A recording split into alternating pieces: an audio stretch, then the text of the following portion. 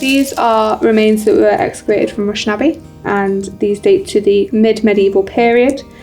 This is a clavicle from a healthy individual, so your clavicle is your bone in your shoulder just here, right at the front, and this one's from a left side. This is also a clavicle from the left side, but this is one that's suffered a fracture, and possibly what's happened is the bone's been fractured and it may have come through the skin, and this has exposed it to all different kinds of bacteria.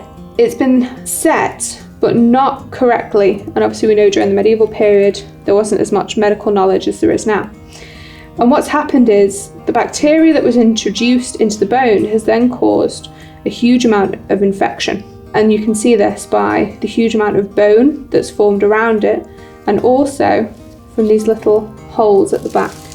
And these are called cloaca, and this is where all the pus and the devitalized tissue that happens during infection would have been draining out of the bone. Based on how much bone has been formed, this was a chronic, long infection.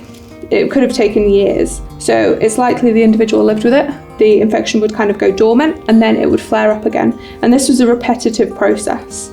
But we know he lived with this injury for a considerable amount of time before he died.